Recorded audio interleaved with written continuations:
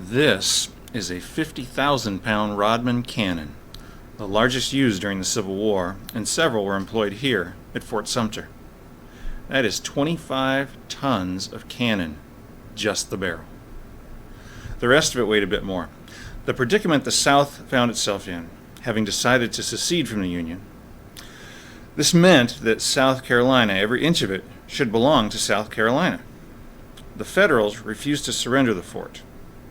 Lincoln forced the issue by publicly announcing the resupply of the fort.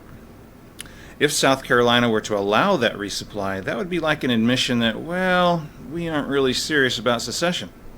So, before those ships could arrive, the South opened up on this fortress, eventually getting Major Anderson to surrender. The Civil War started here at Fort Sumter when Lincoln was elected in 1861. Upon his election, South Carolina decided that because Lincoln was the opinion that slavery ought not to expand, therefore we in South Carolina ought to secede, and that's what they did. We're at the mouth of the Charleston Harbor, surrounded by water. This fort originally was built to defend Charleston in the War of 1812 because the British had burned Washington. Now it's a federal fort in Union possession. Major Anderson is flying a Union flag, and the citizens of Charleston are quite enraged. The commander refuses to surrender, and a 36-hour bombardment ensues. This fort, the walls of which were 4 times higher than you see here, was pummeled. And eventually, a red-hot shell, which had intentionally been made red-hot and put into a Confederate cannon, was fired up and over the walls into the officers' quarter, which were right above the magazine. So the commander was faced with fighting a fire and the enemy, and eventually surrendered. There is a tragic irony connected with this place, this fort. When it was surrendered finally, the ceremony took place April 14th, 1865. President Lincoln was invited, but he refused because he had tickets to Ford Theater.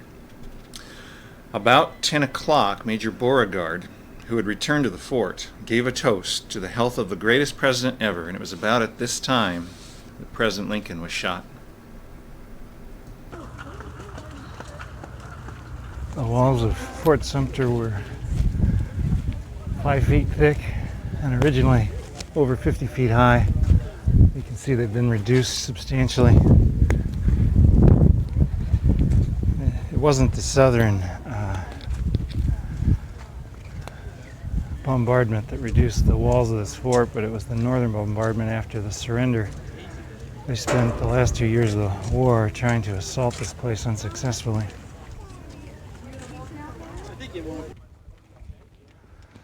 The flag out across the river there is Fort Moultrie, one of the main batteries that opened up on Fort Sumter. Second in command, one of the rangers here, Dennis Burr, told me that second in command at Fort Sumter during the bombardment was Abner Doubleday of baseball fame. At one point he looked through his field glasses over at the fort, and just to the right of it you see what is now looks like a big pink beach house. A hotel once stood there. He saw some people up on the top of the hotel watching the bombardment. He turned his cannon on them and dropped 2 shells into the hotel. When asked later why, he said he received poor service there.